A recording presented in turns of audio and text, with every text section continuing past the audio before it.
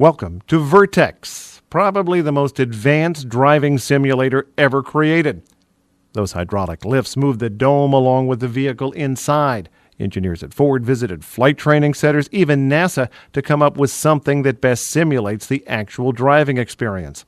So that might explain why they have a mission control environment working with you. That's WWJ's John McElroy preparing for his drive. Now I had a chance to take a trip of my own. Inside the dome, they project a road scene on the screen in front of you, trying to make the experience as realistic as possible. An actual subject would wear these interesting glasses so they could even monitor your eye movements. And they videotape everything.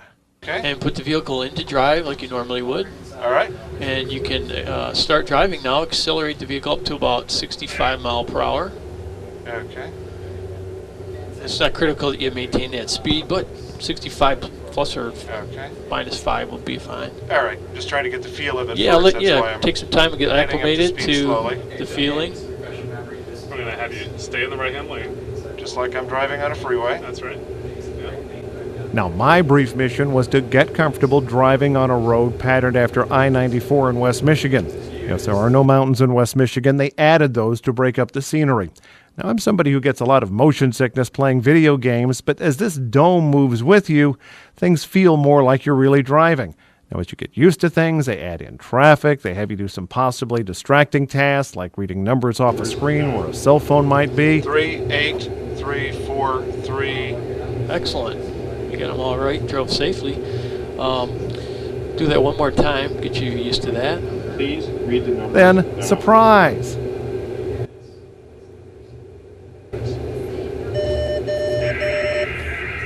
That's great. You can stop. Bring the vehicle to a stop in the right lane. Okay. Slowly stop. That's great. Now, my personal experience was that the idea of reading numbers immediately left my mind. All I could think of is stop this thing before you ram the 18-wheeler. Biggest value is doing tests that we just can't do out in the real world on a test track for obvious safety reasons. We can set up people where if they don't react, they're going to crash.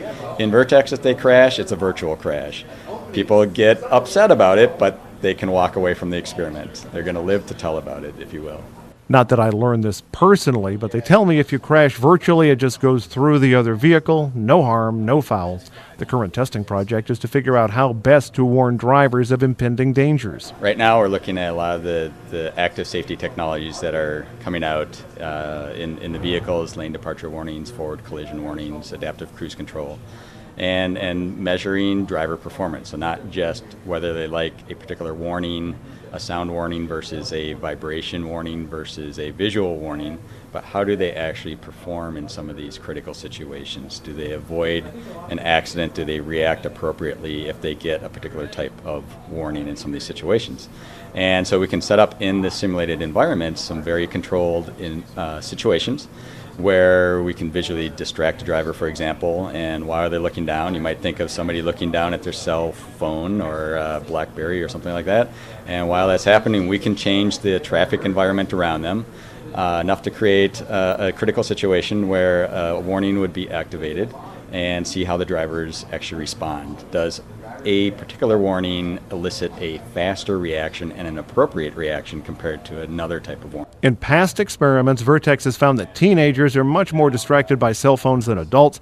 They've also found that drowsy drivers doze off at the wheel a lot more than they think they do. Now, it's just for a second or two, but do you know how far you travel, how much ground you cover in 1 second at 70 miles per hour? Previous research using Virttex has helped Ford develop the way you use voice commands to interact with their new sync technology. And with lane departure and collision warnings coming to cars, it'll now help determine whether you hear a bell, a buzzer, or get a shaking experience in your seat as your official warning. I'm AutoBeat reporter Jeff Gilbert.